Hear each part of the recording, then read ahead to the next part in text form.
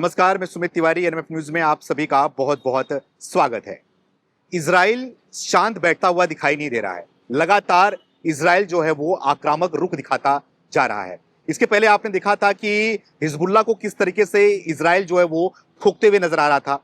अब एक बार फिर से लेबनान पर जो है वो इजराइल ने हमला किया है, उसके जमीनों पर कब्जा कर लिया है और साथ ही साथ वहां पर कुछ लोगों की मौत भी हुई है। इसी विषय बातचीत करने के लिए हमारे सहयोगी किशोर झा जी जुड़े हुए हैं। विस्तार में समझाएंगे कि इजराइल अब क्यों हमला फिर से करना शुरू कर चुका है लेबनान के अंदर। किशोर जी, क्या कुछ कहना चाहोगे? ये इजराइल क्या चाह रहा है? क्यों हमला लगातार जो है वो रोकने का नाम नहीं ले रहा है? देखिए, हमने पहले भी बात की थी, आप ही के साथ वीडियो में हमने बात की किस तरीके से लेबनान जो है ना बहुत इंपॉर्टेंट है ईरान के लिए भी, और लेबनान खास करके हिजबुल्लाह के लिए बहुत जरूरी है। क्योंकि अगर लेबनान है तो हिजबुल्लाह है, हिजबुल्लाह है तो लेबनान है। क्योंकि अब ऐसा लग रहा है कि इजराइल जानता है कि अब सीज फायर अगर होता है, सीज फायर किसी भी वक्त हो सकता है, तो ज्यादा से ज्यादा कैसे जमीन हथियार लिया जाए, कैसे कैसे स्ट्रेटेजिक इंपॉर्टेंस की चीजें हैं उसको काबिज कर लिया जाए, उसको हासिल कर लिया जाए। उसी स्ट्रेटजी का हिस्सा है लेबनान। लेबनान में हिजबुल्लाह का राज चलता है। लंबे समय से हमने देखा किस तरीके से गाहे बगाहे सरकार के बाहर से हिजबुल्लाह का जो है एक तरीके से प्रॉक्सी बहुत चलता है, और इजराइल सबसे बड़ा खतरा जो अपना मानता है ईरान के बाद हिजबुल्लाह को ही। उसी के तहत जो है अब इजराइल ने वो काम किया है जिसके बारे में कहा जा रहा है कि वो उसने एक तरीके से कारगिल पे, सियाचिन पे कब्जा कर लिया। आप कहने को ये हो सकता है कि भारत में है कारगिल सियाचिन, लेकिन इंपॉर्टेंस की अगर बात करें, टर्मिनोलॉजी की बात करें, तो वही कुछ है, ब्यूट फोर्ट कहते हैं। ब्यूट फोर्ट का किला कहते हैं, जिस पर इजराइल ने 26 साल बाद कब्जा कर लिया है। ठीक उसी तरीके से हाँ, ठीक उसी तरीके से कब्जा किया है जिस तरीके से समझिए कि कारगिल सियाचिन में पाकिस्तान ने स्ट्रेटेजिक इंपॉर्टेंस ऊपर टॉप की चोटी पे हासिल कर लिया था। भारतीय सेना को नीचे से कार्रवाई करनी पड़ी है, फिर उसको कब्जा करना पड़ा। ऐसे में अगर समझिए ब्यूट फोर्ट पे इजराइल का कब्जा होता, समझिए कि ईरान लेबनान पे कब्जा है उसका, क्योंकि उससे आपको इजराइल का इलाका देखा जा सकता है, लेबनान पे भी नजर रखी जा सकती है। और इस पे कब्जे के बाद लेबनान की तरफ से हमले, हिजबुल्लाह की तरफ से हमले का बहुत हद तक खतरा कम हो गया।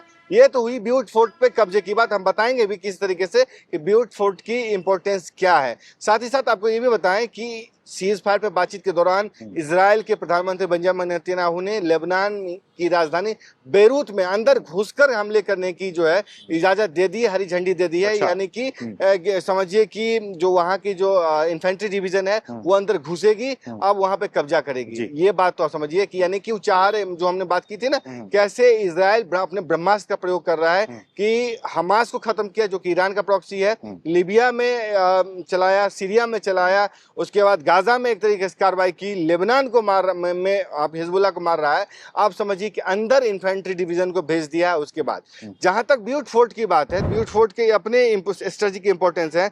हम चाहेंगे कि उसको ग्राफिक्स के माध्यम से आपको दिखाएं भी। देखिए, रणनीतिक ऊंचाई पर कब्जा है ब्यूट फोर्ट। ब्यूट फोर्ट किला दक्षिणी लेबनान में एक महत्वपूर्ण ऊंचाई वाली जगह है। यहाँ से पूरे इलाके पर नजर रखी जा सकती है। इस किले पर कब्जा करके इजराइल ने हिजबुल्लाह की रॉकेट हमलों और घुसपैठ की क्षमता को काफी कमजोर कर दिया है। उत्तरी सीमा की मजबूत सुरक्षा, इजराइल का कहना है कि यह किला गैलीली क्षेत्र की बस्तियों की सुरक्षा के लिए बहुत जरूरी है। ब्यूट फोर्ट पर कब्जे के बाद इजरायली नागरिकों पर हिजबुल्लाह के हमलों का खतरा काफी कम हो गया है। हिजबुल्लाह को भारी झटका लगा है, क्योंकि ये जो समझिए ब्यूट फोर्ट का किला है सिर्फ एक सैन्य ठिकाना नहीं है, बल्कि प्रतीकात्मक महत्व का स्थान भी है। इजराइल ने 1982 में इस किले पर कब्जा किया था। 2000 तक इसे अपने नियंत्रण में रखा था। 26 साल बाद फिर से इस पर कब्जा करके इजराइल ने हिजबुल्लाह को मनोवैज्ञानिक और सैन्य दोनों मोर्चों पर बड़ा झटका दिया है। कुल मिलाकर के ब्यूट फोर्ट का एक तरीके से अपना स्ट्रेटेजिक इंपॉर्टेंस है, जो बहुत ऊंचाई पे है, जहां पे इजराइल ने अपने इन्फेंट्री डिवीजन का और अपना झंडा एक तरीके से गाड़ दिया है। उसकी तस्वीरें भी हम चाहेंगे कि दिखाते रहें। साथ ही साथ अब लेबनान में भी घुसने की इजाजत दे दी गई है। फायदा क्या होगा इजराइल को?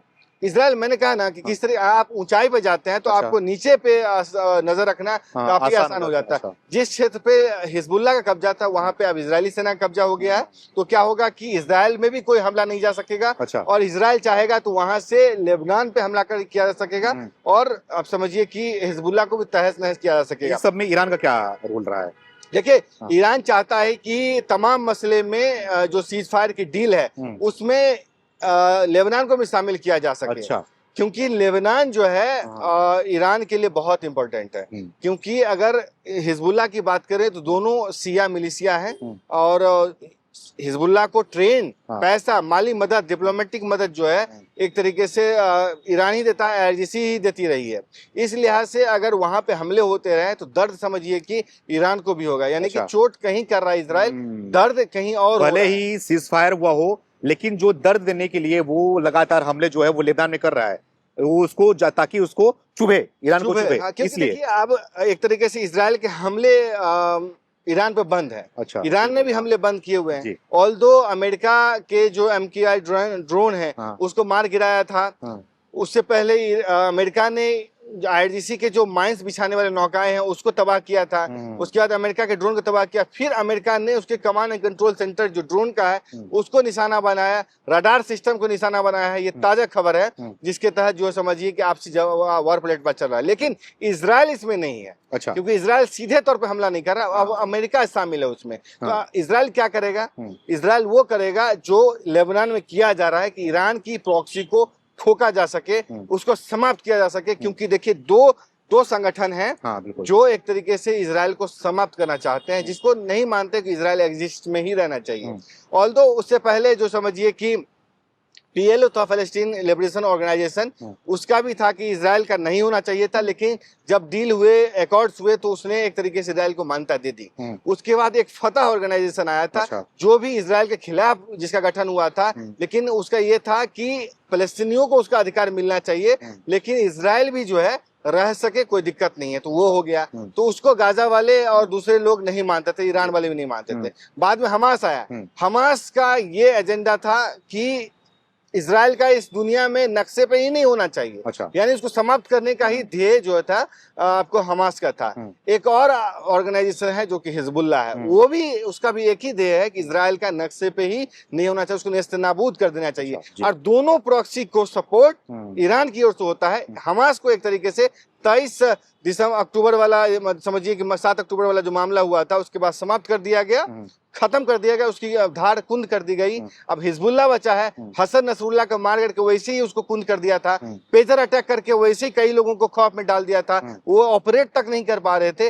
अब समझिए कि ग्राउंड ऑपरेशन के जरिए, ब्यूट फोर्ट ऑपरेशन के जरिए एक तरीके से हिजबुल्लाह को आखिरी सांस गिनने के लिए मजबूर किया जा रहा है। हिजबुल्लाह को एक तरीके से समाप्त करने के मिशन पे इजराइल जा रहा है। और इसमें ईरान भी कुछ नहीं कर पा रहा, क्योंकि वो खुद ही उस दूसरे मोर्चे पर लड़ाई में उलझा हुआ था। सबसे मुफीद टाइम जो है इजराइल के लिए, नुकसान में कोई रहा है तो समझिए कि अमेरिका और ईरान रहा है, फायदा में कोई रहा है सबसे ज्यादा इजराइल रहा।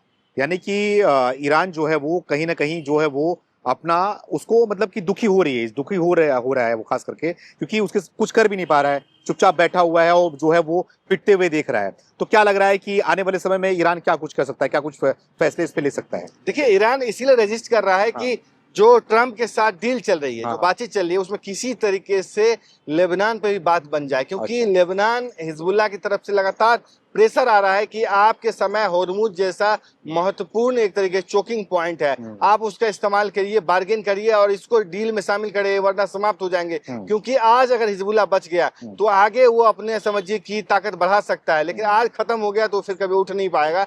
इसलिए ईरान पर अपने लिहाज से भी आइडियोलॉजिकल दबाव भी है और लेबनान की ओर से भी, हिजबुल्लाह की ओर से भी दबाव है। किसी तरीके से सीज फायर में लेबनान को भी शामिल किया जाए, उस पर इजराइल को राजी करवाया जाए। जी, तो आपने देखा कि किस तरीके से इजराइल लगातार जो है वो ईरान के साथ अगर सीज फायर हुआ है तो ईरान को ना कुछ करते हुए वो किस तरीके से लेबनान पर हमला करता हुआ दिखाई दे रहा है। तो इन सारे विषयों पर आपकी क्या राय है, आप भी कमेंट करके हमें जरूर बताइए। बहुत बहुत धन्यवाद।